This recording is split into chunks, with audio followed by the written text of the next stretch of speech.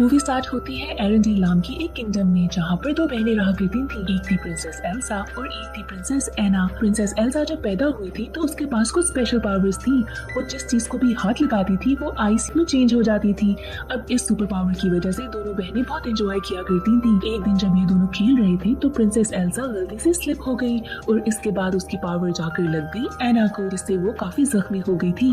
यहाँ पर उनके पेरेंट्स आते हैं और एना को लेकर जाते हैं कुछ ट्रोल्स के पास। ट्रोल्स का लीडर एना को ठीक तो कर देता है, बट साथ ही साथ वो सारी मेमोरीज भी अरेज कर देता है, जहाँ पर उसको याद था कि एल्सा के पास कुछ स्पेशल पावर्स थी। यानी कि जब वो उठेगी तो उसे याद नहीं होगा कि एल्सा के पास कभी भी कोई स्पेशल पावर्स थी। इसके साथ वो लीडर एल्सा से कहता है कि तुम्हें अपनी पावर्स को कंट्रोल करना होगा। इसके बाद किंग डिसाइड करता है कि वो एल्सा को अलग एक कमरे में कैद कर देगा ताकि वो वहाँ पर अपनी पावर्स को कंट्रोल करना सीख सके। इसके साथ ही कैसल के सारे दरवाजे पब्लिक के लिए बंद कर दिए जाते हैं और वो एना को भी एल्सा से दूर कर देता है ताकि कभी भी गलती से भी एना को कुछ हो न सके। अब बंद रूम में एल्सा को रियलाइज होता है कि उसकी पावर्स बढ़ती जा रही हैं और वो ये बात अपने फादर को बताती है। यहाँ पर किंग उसे कहते हैं कि तुम्हें डरना नहीं है बल्कि इनको कंट्रोल करना है और जितना तुम डरोगी ये उतनी बढ़ती जाएंगी। इसके साथ ही वो एल्सा को ग्लव्स का एक पेड़ देता है ताकि वो किसी भी चीज को टच न कर सके। एना बहुत बार एल्सा के पास आती है ताकि उससे बात कर सके, बट एल्सा उसकी किसी भी बात का जवाब नहीं देती और एना बहुत हर्ट होती है। अब ऐसे करते करते बहुत ही ज्यादा साल गुजर जाते हैं और दोनों प्रिंसेसेस बड़ी हो जाती हैं। एक दिन इनके पेरेंट्स यानी कि किंग और क्वीन को ट्रिप पे कहीं जाना था,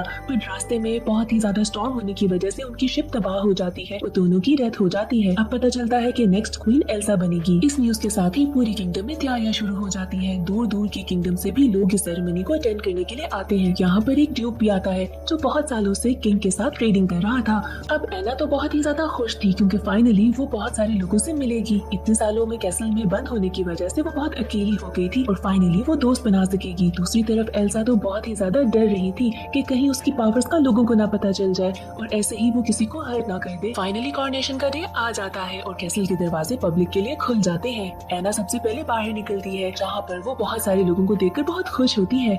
यहाँ पर उसका सामना होता है एक और किंगडम के प्रिंस हांस से और यहाँ पर ये दोनों इतने क्लोज हो जाते हैं कि इन दोनों को एक दूसरे से प्यार हो जाता है। दूसरी तरफ हम देखते हैं कि कॉरोनेशन की सेरेमनी के लिए प्रीस्ट एल्सा से कहता है कि अपने ग्लव्स उतार दो ताकि वो होली ओर को पकड़ सके। एल्सा अपने ग्लव्स उतार के जब इनको पकड़ती है तो वो देखती है कि वो भी बर्फ में चेंज हो रही है और इसी वजह से वो फौरन उनको वापस रख देती है। अब एना दोबारा से एल्सा के क्लोज होने की कोशिश करती है पर एल्सा उसे अपने करीब नहीं आने देती। इस बात से एना बहुत ही ज्यादा दुखी हो जाती है, पर यहाँ पर उसे प्रिंस हांस मिल जाता है और ये दोनों टाइम स्पेंड करने के लिए बाहर चले जाते हैं। ये दोनों बहुत एंजॉय करते हैं जहाँ पर प्रिंस हांस एना को प्रपोज कर देता है। इस बात से तो एना बहुत खुश होती है और प्रिंस हांस को फौरन ही हाँ कर देती है। इसके बाद वो प्रिंस हांस को लेकर एल्सा के पास आती है ताकि वो उसको मिलवा सके। यहाँ पर जब वो एल्सा को बताती है कि हम दोनों शादी करने वाले हैं तो एल्सा उसे फौरन मना कर देती है कि ऐसे डिसीजंस इतनी जल्दी नहीं लिए जाते। एना इस बात पे एल्सा से थोड़ा खफा होती है और पूछती है कि ऐसा वो क्यों कर रही है। यहाँ पर जब एल्सा उसे जवाब नहीं देती तो वो एल्सा के पास जाती है और ऐसे ही उसका एक ग्लव उतर जाता है। इन सब आर्ग्यूमेंट्स में एल्सा को गुस्सा आता है और उसकी पावर स्टार्ट हो जाती है। यहाँ पर ड्यूक को समझ आ जाता है कि इतने सालों में कैसल में क्या राज छुपा हुआ था। यहाँ पर ड्यूक सबके सामने कहता है कि ये तो एक विच है। इसके बाद एल्सा बहुत हर्ट होती है और कैसल से बाहर जाकर पानी के थ्रू किंगडम की दूसरी तरफ चली जाती है।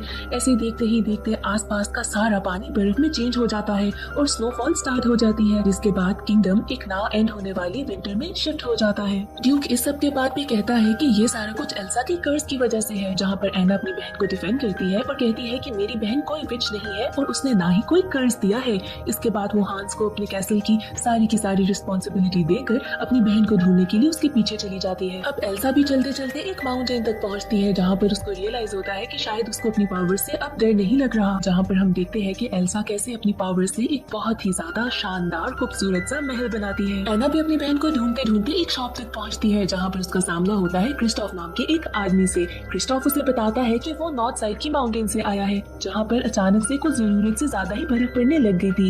एना इस बात से समझ आती है कि एल्सा वहीं पर होगी और ये आदमी ही उसे वहाँ तक पहुँचा सकता है। क्रिस्टोफ उसे बताता है कि उसका काम था बर्फ बेचने का, बट इतनी ज्यादा बर्फबारी की वजह से उसका काम बहुत स्लो हो गया है और ना ही उसके पास पैसे हैं सप्लाईज खरीदने के लिए। एना उसे कहती है कि मैं तुम्हें सप्लाईज खरीद दूंगी और मुझे ये भी पता है कि इतनी ज्यादा बर्फबारी को कैसे रोकना है, बट इसके लिए तुम्हें मुझे नॉर्थ लेके जाना होगा। इस बात के लिए तो क्रिस्टोफ रेडी हो जाता है और ये दोनों उसके रेनडियर के साथ चले जाते हैं। अब रास्ते में एना उसे पूरी स्टोरी बताती है कि कैसे वो हाथ से शादी करना चाहती थी बट उसकी बहन ने मना कर दिया। अब यहाँ पे तो क्रिस्टोफ भी उसकी बहन से एग्री करता है और उसे कहता है कि मुझे भी यही लगता है, तुम्हारी बहन ठीक कह रही थी किसी को जाने बगैर ऐसी इतनी जल्दबाजी में शादी तो नहीं करनी चाहिए, तुम्हें उसे पहले कुछ जान लेना चाहिए। अब अचानक से यहाँ पे रेनडियर रुक जाता है और कुछ आवाजें आने लगती है। यहाँ पे पता चलता है कि कुछ वेयरवुल्व्स यहाँ पर पास ही हैं। इन सब से बचने के लिए क्रिस्टोफ अपनी स्लेज को एक क्लिफ से दूसरे क्लिफ पर जंप करवाता है। अब यहाँ पर क्रिस्टोफ, उसका रेनडियर और एना तो बच जाते हैं, पर उसका स्लेज नीचे गिरकर तबाह हो जाता है। यहाँ पर नॉर्थ माउंटेन करीब ही थी और ये लोग आगे पैदल सफर तय करते हैं। थोड़ी ही दूर आगे जाने के बाद इनको एल्सा का बनाया हुआ एक स्नोमैन मिलता है जिसका नाम है ओलिव। एना ओलिव से कहती है कि हमें एल्सा तक ले जाओ क्योंकि इस बदलते हुए मौसम को ठीक करने के लिए एल्सा के पास जाना बहुत जरूरी है। ओलिव भी यहाँ इस बात से एग्री करता है और बताता है कि मैं भी समर्स एंजॉय करना चाहता हूँ और इन्हें कहता है कि मेरे साथ चलो। दूसरी तरफ किंगडम में एना का घोड़ा अकेला जब वापस आता है तो हांस देखकर समझ जाता है कि शायद एना किसी खतरे में है और वो उसको बचाने के लिए निकलने का सोचता है। यहाँ पर ड्यूक अपने 2 आदमी उसके साथ भेजता है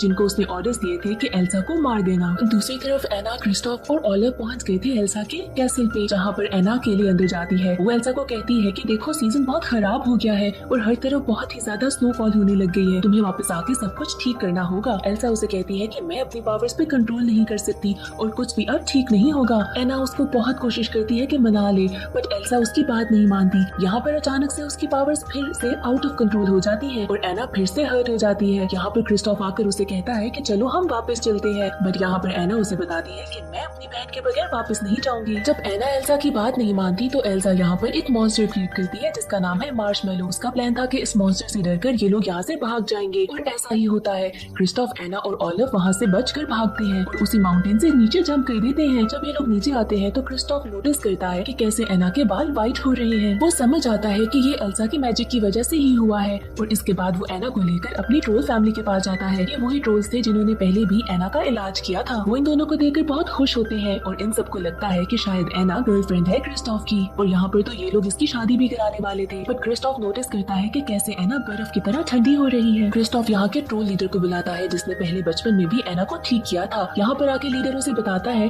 कि एना का हार्ट फ्रीज हो जाएगा अगर इसको क्योर ना किया गया, पर इसका क्योर उसके पास नहीं है, सिर्फ ट्रू लव ही इसको ठीक कर सकता है। यहाँ पर क्रिस्टोफ को ख्याल आता है हांस का कि शायद उसके प्यार से ये ठीक हो जाए। इस बात को सुनते साथ ही क्रिस्टोफ अपने रेनडियर पर एना को लेकर निकल पड़ता है किंगडम के लिए और दूसरी तरफ प्रिंस हांस अपनी आर्मी के साथ और ड्यूक के उन 2 लोगों के साथ पहुंच जाता है एल्सा के कैसल तक, जहाँ पर उसका सामना होता है उसी सेम मॉन्स्टर से जहाँ पर इनकी लड़ाई होने लग जाती है। अब इसी बीच वो ड्यूक के 2 आदमी कैसल के अंदर चले जाते हैं ताकि जाकर एल्सा को मार सके, पर इन दोनों का जोर एल्सा के मैजिक के सामने कैसे चल सकता था। एल्सा अपनी मैजिक से इन दोनों को रोक लेती है। यहाँ पर इससे पहले कि वो इन दोनों को मार देती, प्रिंस हांस अंदर आता है और एल्सा को रोकता है। वो कहता है कि इन दोनों को मत मारो, अगर तुमने इन्हें मार दिया तो लोगों को यकीन हो जाएगा कि तुम एक विच हो और एक मॉन्स्टर हो, इसीलिए तुम रुक जाओ। अब एल्सा तो रुक गई थी, पर यहाँ पर एक आदमी एक तीर चलाता है जिससे एल्सा के ऊपर का एक बहुत बड़ा सा शैंडलियर नीचे गिरता है और एल्सा बेहोश हो जाती है। जब एल्सा की आंख खुलती है तो वो खुद को एक प्रिजन में पाती है और वो अपनी किंगडम में वापस आ चुकी थी। वो विंडो से बाहर देखती है तो हर चीज बर्फ में चेंज हो चुकी थी। यहाँ पर प्रिंस हांस आता है एल्सा के पास और उसे कहता है कि इस विंटर को ठीक कर दो, पर यहाँ पर एल्सा भी उसे यही बताती है कि उसे नहीं पता कि इसको ठीक कैसे किया जा सकता है। हांस वहाँ से चला जाता है। दूसरी तरफ क्रिस्टोफ एना को लेकर वहाँ तक पहुँच चुका था।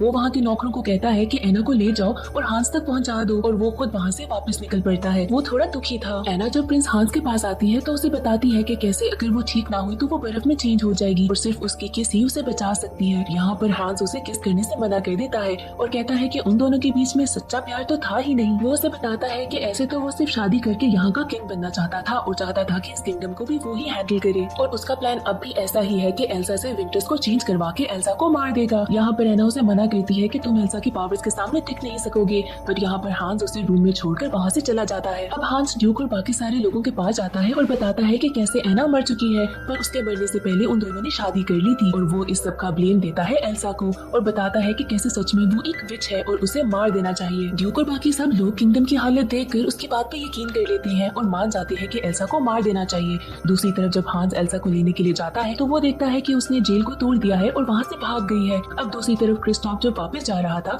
तो उसे दूर से किंगडम के ऊपर एक बहुत बड़ा क्लाउड नजर आता है और वो समझ आता है कि एना किसी खतरे में होगी और वो वापस जाता है उसे बचाने के लिए। अब ओलिव भी एना के पास पहुंच चुका था। वहाँ पर एना उसे बताती है कि कैसे हांस ने उसे धोखा दे दिया। यहाँ पर ओलिव उसे बताता है कि कैसे उसको लगता है कि क्रिस्टोफ ही उसका सच्चा प्यार है और दिल ही दिल में वो उसे पसंद भी करता है। अब ये दोनों किसी तरीके से कैसल से बाहर निकल जाते हैं, जहाँ पर वो देखते हैं कि एक बहुत ही बुरा स्नो स्टॉर्म चल रहा है। ये दोनों क्रिस्टोफ को ढूंढने लगते हैं और दूसरी तरफ क्रिस्टोफ भी इनको ही ढूंढ रहा था। यहाँ पर हांस आता है एल्सा के पास और उसे बताता है कि कैसे उसकी वजह से एना मर चुकी है। एल्सा बहुत ज्यादा उदास होती है और इसी तरीके से उसकी उदासी की वजह से तूफान रुक जाता है। एना को फील होता है कि वो स्लोली बर्फ में चेंज हो रही है। उसे दूर से क्रिस्टोफ आता दिखाई देता है, पर उसी टाइम पे साइड पे उसे नजर आता है कि हांस एल्सा को मारने वाला है। और इससे पहले कि वो सॉर्ड से एल्सा पे हमला करता, यहाँ पर एना उसके सामने आकर बर्फ में चेंज हो जाती है और इसी तरीके से वो सॉर्ड टूट जाती है और हाथ दूर जाकर गिरता है। ये सब देखकर एल्सा बहुत ज्यादा दुखी होती है और एना को गले लगा लेती है। वो तो स्टैचू बन चुकी थी,